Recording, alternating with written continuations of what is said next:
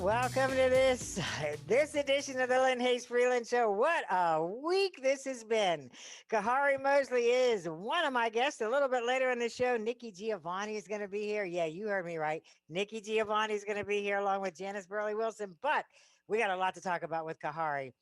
I don't even know where to start. So let's just pick it up with the Capitol Wednesday. What went through your mind, your heart when you saw everything that happened? Yeah, I mean, to me, it took me back to, the days at the, end of Reconstruction for those, familiar with that time in American history, the election of 1876. And that, really began, the end of Reconstruction and the beginning of the Jim Crow era, which is regarded by historians as, the largest continuous period of domestic terrorism perpetrated on Black people, on American citizens in the history of the country. So to me, it really harkened back to those days. Just that kind of display that was obviously, as we all know, was very prevalent, in the South. It felt just very much, like that era of time, where white mobs were known to use terrorism as a way to achieve political outcomes. And that's, I mean, it's interesting that you make that connection because I think for a lot of folks of color, a lot of Black and brown people, they're watching this thing unfold at the Capitol thinking, if this were Black Lives Matter, there would have been police everywhere. This would have lasted 5 minutes and it would have been over.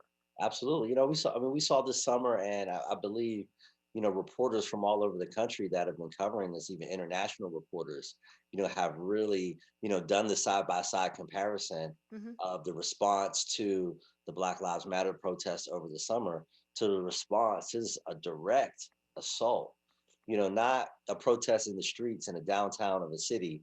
This was at the direct, halls of power, to impact an actual codified ceremony that is part of the transfer of power. hmm So if that's not insurrection, if that's not, elevating to a level far beyond protests or even violent protests, we've definitely entered, a new territory, and it definitely takes you back to the days of, before the Civil War, right after the Civil War, stories of representatives pulling out weapons, beating each other on the floor of the House. hmm It's hmm not, unprecedented what happened, but it has only been, this was the first time the floor of the House has been breached since 1814 Right, when the right. British laid siege to Washington. So, I mean, this is not something totally unprecedented, but it is something that only happens, once every couple hundred years. Well, I think it also has people of color feeling a certain kind of way because then if you go back just a couple of days earlier, we heard that now infamous phone call between the president and the head of elections in Georgia, and it was very clearly targeting Black Absolutely. voters. So it is making folks feel like, what is going on? Yeah, absolutely. And, and juxtaposing that, with the legal decision in Wisconsin around Jacob Blake and see, hmm a man was shot 7 times in the back, for having a knife, and again, we go back to the Capitol yesterday, you see swarms of armed individuals roaming the halls of Congress. And no one, well, I mean, there was one person, unfortunately, who was killed, by hmm gunfire, but people were surprised that that was the most, that was the highest level of response where, people of color expected like that would have happened outside before they would even have got to the steps of the Oh, building. absolutely. Yeah. Rubber bullets, tear gas, other interventions, would have been, implemented. And we didn't see that. We saw. I mean, we literally saw police officers and security guards being chased around the Capitol, hmm being literally being chased and being, kind of overwhelmed. It was unbelievable.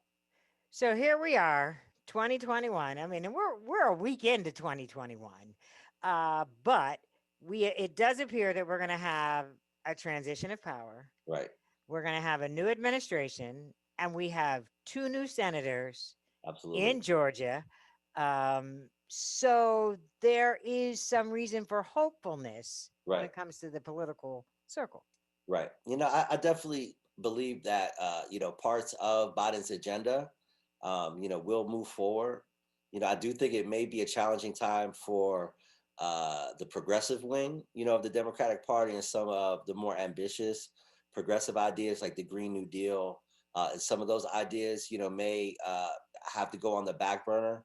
But I believe that issues like infrastructure and obviously a more coordinated plan to address the COVID um, pandemic, I believe those kinds of things will be able to move forward. Still, with the filibuster, 60 votes, are required, in some areas. So, there's still going to have to be some sort of bipartisanship, excuse me, in the U.S. Senate. But I do feel overall, when things do actually come to the floor, Senator Harris, at least it appears at this point, will be, the deciding vote, on ties. So they will be able to pass legislation if they can get past the filibuster and get things to the floor. We're going to take a commercial break. When we come back, I also want to talk about we saw some craziness in Pennsylvania, in Yep. Harrisburg, too. I want to Yep. talk about that. And still to come, Nikki Giovanni is here, so don't go away when the Lynne Hayes Freeland Show continues.